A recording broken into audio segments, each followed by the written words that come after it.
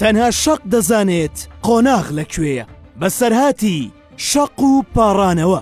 محەممەد ڕەسوول هاوار لە زاری حاجی کەریمی شمقاڕەوە دەگەڕێتەوە و دەڵێت لە سەردەمی شێخ مەحمووددا لە سلێمانی ڕۆژێک کابرایەکی کەڵەگەت بە گوریسێکەوە هات بۆ جادەی سابوونکەران. ئەو کاتە ئەو جادەی سابوونکەران واپان و گەورە نەبوو، بەڵکو کۆڵانێکی تەنگەبەر بوو. کابرا و گوریسەی لە هەردوو سەری کۆڵانەکە بە دوو مێخ قایم کرد و دایکوتە. شارباژێڕی و بەرزنجەیی بە بارەدار و خەڵوز و میوە و داری درێژەوە کە هاتن بۆ سلێمانی هەمویان ئەبوایە لەوێوە بچنە ناو شار.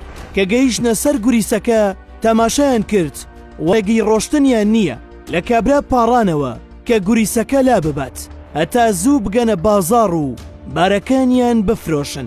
کابراش هەروەڵامی نەدانەوە. پاشکەمێک تاقمێکی تر هاتن، هەر بەو جۆرە ئەوانیش وەستان و پاڕانەوە و هیچ سوودی نەبوو. کاروانێکی تر هات، بارەداریان پێبوو، ئەوانیش وەستان.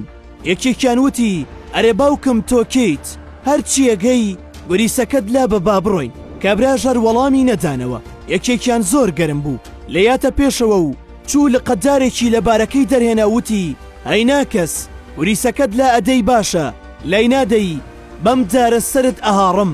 ئەوجا کابرا دەستی کرد بە پێکەنین وتی ئەی دەم خۆش، ئەی بە قوربانی دەمت بم، ئادەیت خوا جنێوەکەت بدەرەوە.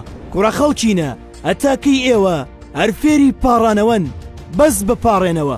تەنها شەق ئەزانێت قۆناغ لەکوێیە. بەخوا هەتا ماون بە شەق نەبێ ناگەن بە حەقی خۆتان، بەس بپاڕێنەوە. پاڕانەوە کەڵکتان نادات. بەم جۆرە دەرکەوت کە کابرای ڕێگر کەسێکی حەکیم و زانایە و ویستویەتی ئەوانەیە بە خەڵکەکە بدات کە لە ئاستی داواکردنی مافەکانی خۆیان نەپاڕێنەوە، بەڵکو گەر مافەکانیان وەرنەگرت بە زۆر بیسەنن. چونکە لە کۆنەوە ئەو قسە باوە هەیە کە دەڵێت ماف نادرێت بەڵکو دەسەندرێت. ئەی تۆ باوەڕت بە کام هێزیان هەیە؟ هێزی پاڕانەوە یاخود هێزی شەق؟